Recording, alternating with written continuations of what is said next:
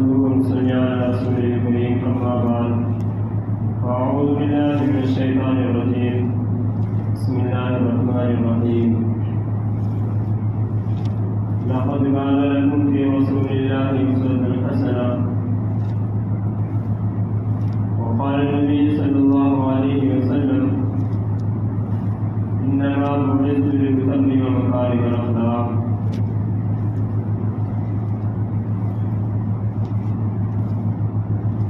دوستوں اور عزیز ساتھیوں،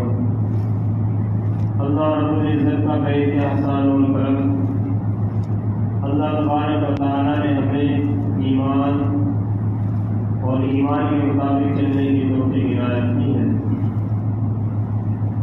اللہ تبارک و تعالیٰ نے ہم پر بے شمار نعمتیں کی ہیں، بے شمار انعامات کیا ہیں کہ اللہ تبارک و تعالیٰ نے ہمیں ایمان والا بنایا۔ یہ اس کا بہت بڑا احسان و کرم ہے۔ اللہ تعالیٰ نے ہمیں اپنے اعتبار سے اور اپنے احکامات کے اعتبار سے کسی حد تک زندگی گزارنے کی توفیق دی، یہ اس کا بڑا انعام ہے۔ اور اللہ تعالیٰ نے دنیا کی زندگی کے لیے جو ضروری چیزیں ہیں وہ ہمیں بہت ہی آسانی کے ساتھ فراہم کر دی، یہ اس کا بہت بڑا احسان اور کرم ہے۔ اور انہی نعمتوں کے بارے میں اللہ تبارک و تعالیٰ فرماتے ہیں کہ وَإِن تَعُدُّوا نِعْمَتَ اللَّهِ لَا تُحْصُوهَا، کہ اللہ تبارک و تعالیٰ نے انسانوں پر اپنی اتنی نعمتیں کی ہیں، اتنے انعامات کیے ہیں کہ اگر وہ ان کو صرف گننا چاہے کہ مجھ پہ اللہ تعالیٰ کا کیا کیا انعام ہے کہ وہ اس کو شمار نہیں کر سکتا ہے۔ اور جس بات کے بارے میں اللہ تبارک و تعالیٰ کسی چیز کا انکار فرما دے تو وہ ہو ہی نہیں سکتی۔ اس سے بڑھ کر اللہ تعالیٰ کا ہم پر کیا فضل ہو سکتا ہے کہ اللہ تعالیٰ نے ہمیں اپنا محبوب رسول اللہ صلی اللہ علیہ وسلم کا امتی بنایا ہے۔ اللہ تبارک و تعالیٰ چاہتے تو ہمیں کسی اور نبی کی امت میں بنا سکتے تھے، مسلمان ہونے کا شرف کسی اور امت کے اندر ہمیں دے سکتے تھے، لیکن اللہ تبارک و تعالیٰ نے یہ شرف بخشا ہے کہ اشرف المخلوقات بنا کر اور پھر رسول اللہ صلی اللہ علیہ وسلم کی امت میں پیدا فرما کر اور ان کے مطابق زندگی گزارنے کے کچھ توفیق عنایت کی، اس سے بڑا انعام اور کیا ہو سکتا ہے۔ ہونا تو یہ چاہیے تھا کہ اللہ تبارک و تعالیٰ کے ایک ایک احکام اور ایک ایک حکم کے مطابق اپنی زندگی کو بسر کیا جاتا۔ ہونا تو یہ چاہیے تھا کہ جو دوسروں کے اندر برائیاں تھیں ان کو ختم کیا جاتا۔ ہونا تو یہ چاہیے تھا کہ اسلام کی جو خوبیاں تھیں ان کو اپنے اندر اس طرح سے لے کر اور پھر اسلام کو ایک انسان کی صفت سے اور ایک انسان کے اخلاق سے اسلام ٹپکتا، اسلام کی جھلک محسوس ہوتی۔ ہونا تو یہ چاہیے تھا، لیکن ہو رہا اس کو الٹا ہے۔ ہمارے کتنے ایسے معاملات ہیں جو صحابہ سے اس کا کوئی تعلق نہیں ہے، رسول اللہ صلی اللہ علیہ وسلم سے اس کا کوئی تعلق نہیں ہے، اور ہم اس کو کر رہے ہیں۔ ایسے بہت سارے معاملات ہمارے اندر ہیں، بہت ساری چیزیں ہمارے اندر ایسی ہیں جو ہم نے غیروں سے اپنے آپ کے وصول کر لی ہیں، اور غیروں کے طریقوں پر ہم نے عمل کرنا شروع کر دیا، اور اپنا جو پاکیزہ اور بہت ہی اچھا صاف ستھرا دین تھا، صاف ستھرا جو طریقہ تھا، اس کو ہم نے پیٹ کے پیچھے ڈال دیا۔ اور دین کو اکثر مسلمانوں نے تو صرف مسجد تک محدود کر دیا کہ مسجد میں جاؤ، نماز پڑھو، اور نماز پڑھنے والے لوگ بھی وہ بھی صرف اور صرف 8 دن میں ایک مرتبہ نماز پڑھنے والے زیادہ تر ہیں کہ صرف 8 دن میں ایک مرتبہ نماز پڑھ لی تو ہم نے پورے ہفتے کی کام کر لیا، پورے ہفتے کی عبادت کر لی۔ اور کچھ لوگ ہیں جو چند لوگ ہوتے ہیں کہ جو 5 وقت نماز کے پابند ہیں، 5 وقت نماز کے جو لوگ پابند ہیں وہ بہت تھوڑے سے لوگ ہیں، اور صرف دین بس یہیں تک چمک رہا ہے کہ نمازوں کے اندر بھیڑ نظر آ رہی ہے، دین اسی میں چمک رہا ہے اور کہیں نظر نہیں آ رہا ہے۔ اخلاق جو رسول اللہ صلی اللہ علیہ وسلم نے دیے ہیں وہ تو ہم سے بہت ہی دور چلے گئے۔ ہماری جو عبادات ہیں اس میں ہمیں یہ نہیں پتا کہ ہم جو عبادت کر رہے ہیں وہ رسول اللہ صلی اللہ علیہ وسلم کے طریقے کے مطابق کر رہے ہیں یا نہیں۔ ہم اپنی من مانی کی نمازیں پڑھ رہے ہیں، من مانی کی زندگی گزار رہے ہیں، حالانکہ دین اور شریعت یہ نہیں ہے۔ دین اور شریعت یہ ہے کہ اللہ تبارک و تعالیٰ نے اس دنیا کے اندر انسان کو کچھ پابندیاں عائد کی ہیں، بالکل اس کو آزادانہ طور پر نہیں چھوڑا گیا ہے، بالکل یہ نہیں کہا گیا کہ وہ جو چاہے کرے، جو من میں آئے کرے، جو صحیح ہو کرے، جو غلط ہو کرے، جو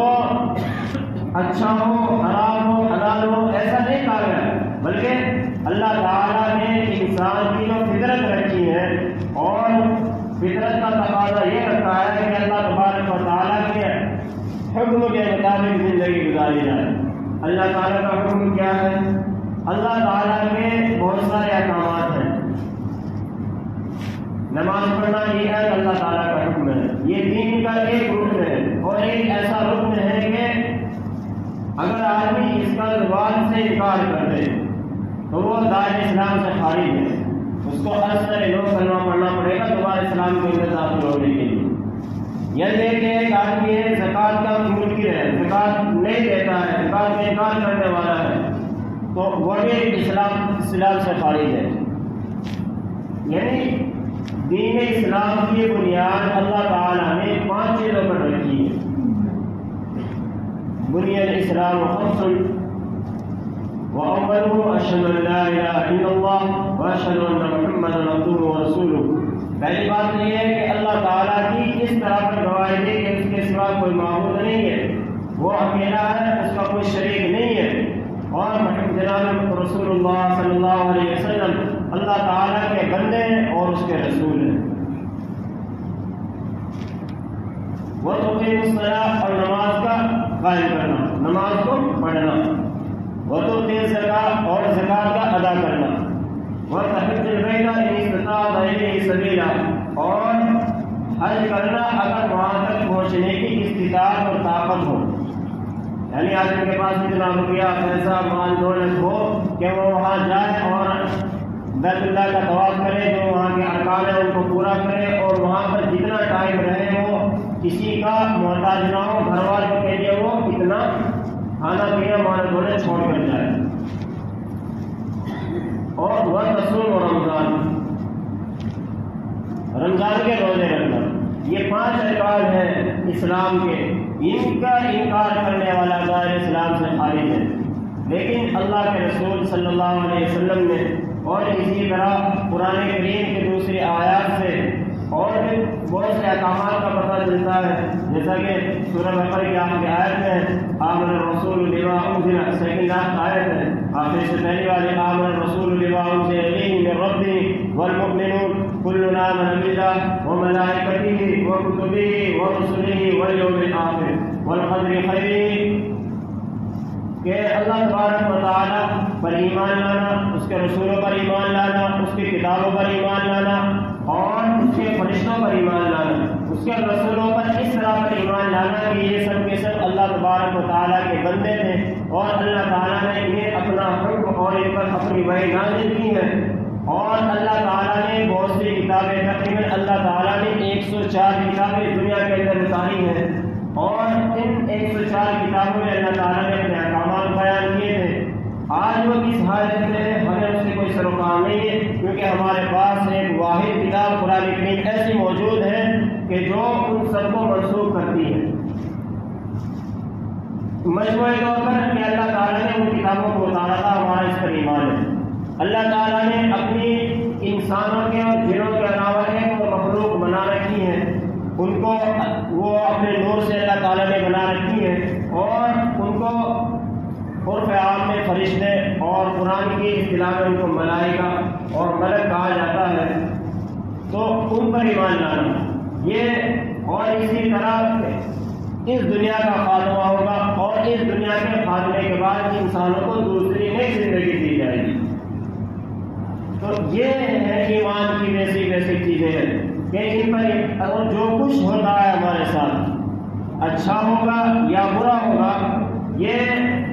یوں تو اللہ تبارک و تعالیٰ نے بتایا ہے کہ کہ یہ جو بھی کچھ ہوتا ہے یہ تمہارا جو ارادہ فعلی ہے، تم کو جو ارادے کی قوت اللہ تعالیٰ نے دے رکھی ہے اس کا اگر تم غلط استعمال کرتے ہو تو تمہارے ساتھ غلط ہوتا ہے، اور اگر تم اس کا اچھا استعمال کرتے ہو تو تمہارے ساتھ اس کا اچھا معاملہ ہوتا ہے۔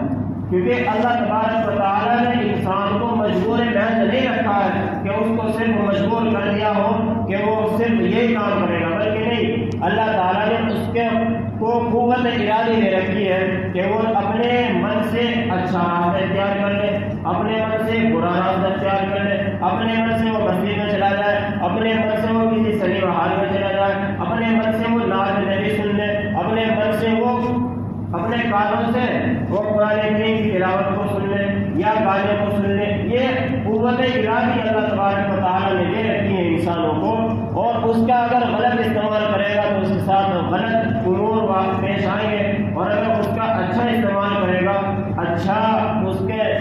تو اس کے لیے اچھے امور اور اچھے حالات اس کے لیے پیش آئیں گے۔ ظاہر الفساد فی البر والبحر بما کسبت ایدیکم ویعفو عن کثیر، کہ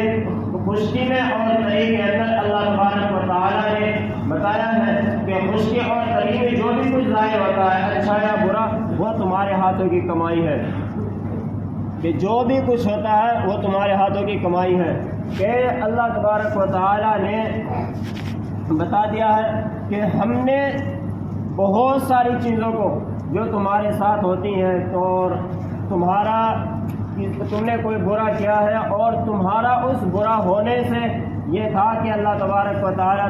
تمہاری اسی عین وقت پکڑ کرتا، لیکن اللہ تبارک و تعالیٰ نے عین وقت پہ پکڑ نہیں کی ہے، تو یہ اللہ تبارک و تعالیٰ نے کیا کیا تمہارے ساتھ، وَيَعْفُو عَنْ كَثِيرٍ، کہ بہت ساری تمہاری لغزشوں کو اللہ تعالیٰ نے معاف فرما دیا۔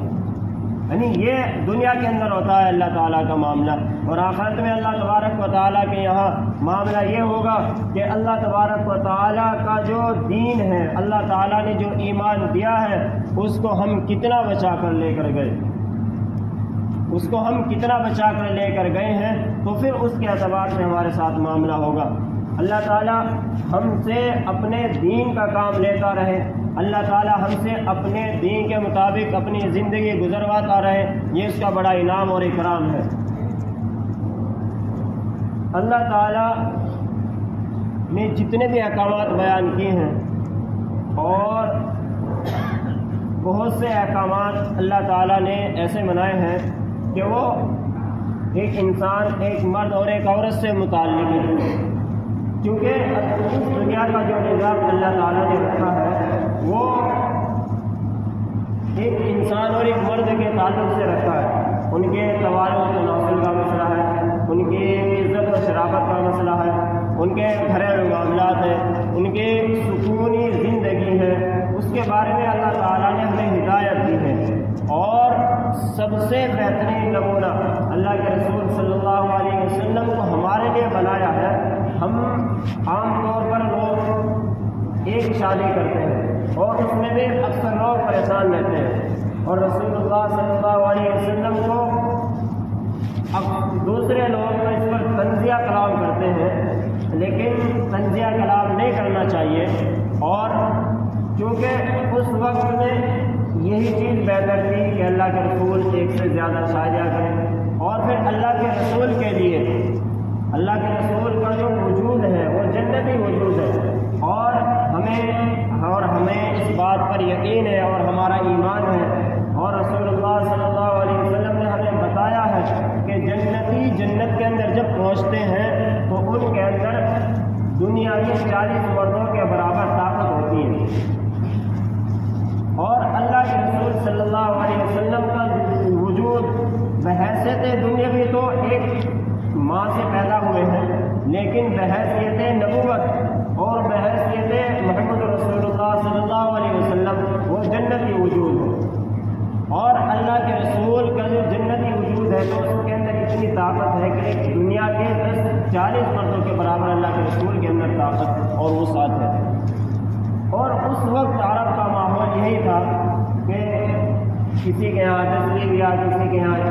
11 بیویاں۔ بہت سے صحابہ اکرام جو ایمان لائے ہیں وہ اپنے واقعات اس طرح کے بتاتے ہیں کہ اللہ کے رسول میں نے 10 بیویاں رکھی ہوئی ہیں، تو اللہ کے رسول نے ان کو بتایا ہے کہ تم 6 کو طلاق دو اور باقی 4 کی تمہارے لیے اجازت ہے،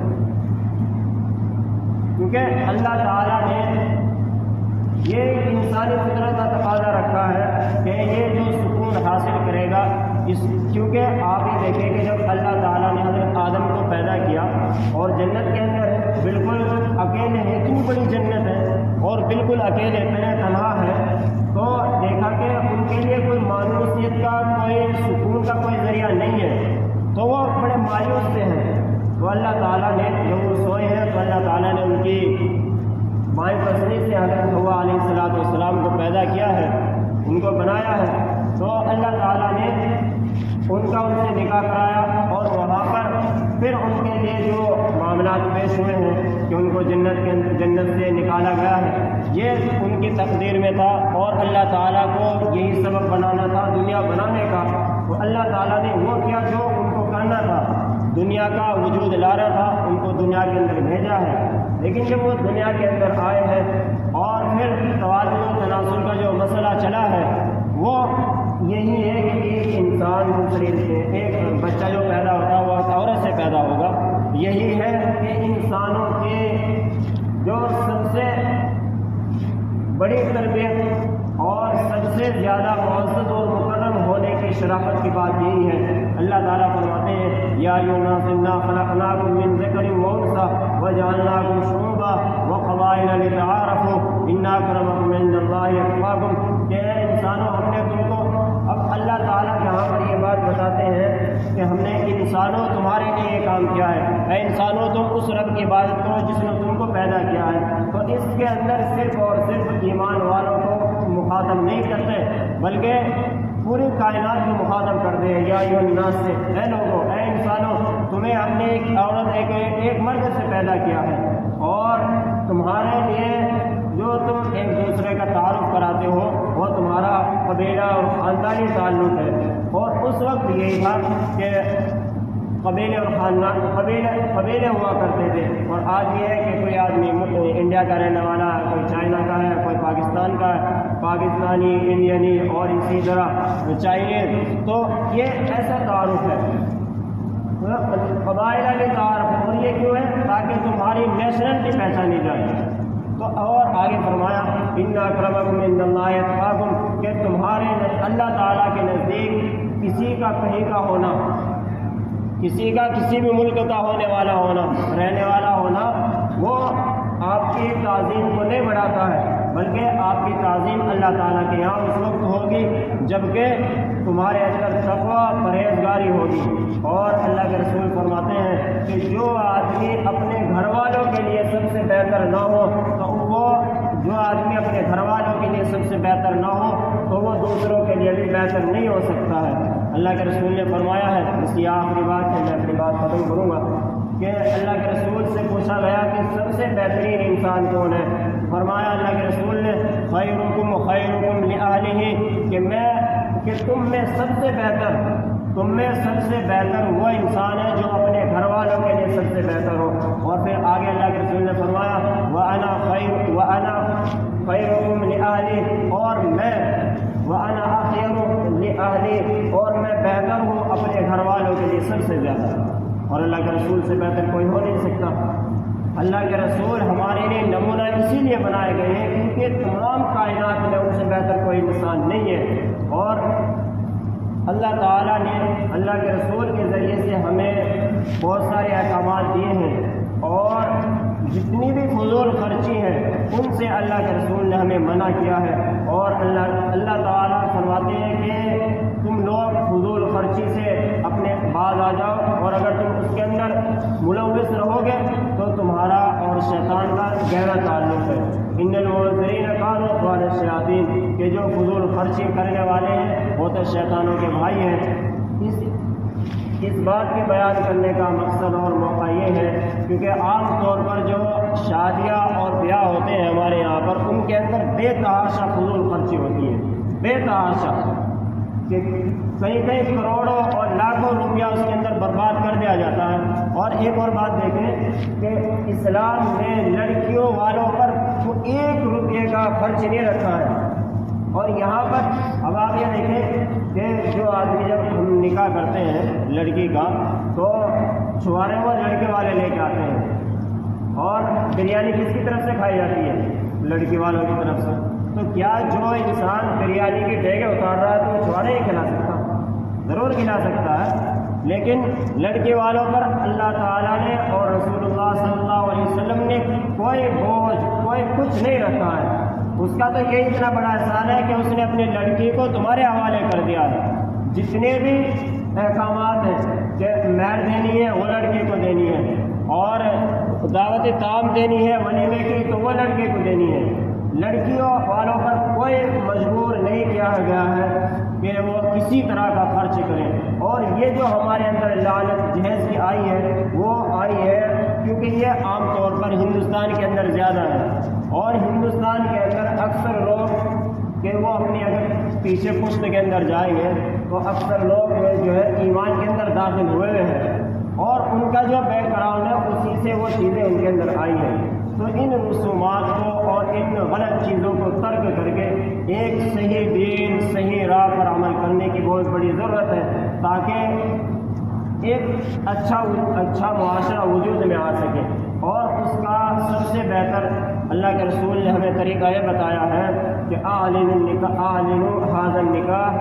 وجعلوه فی المساجد، کہ تم لوگ نکاحوں کو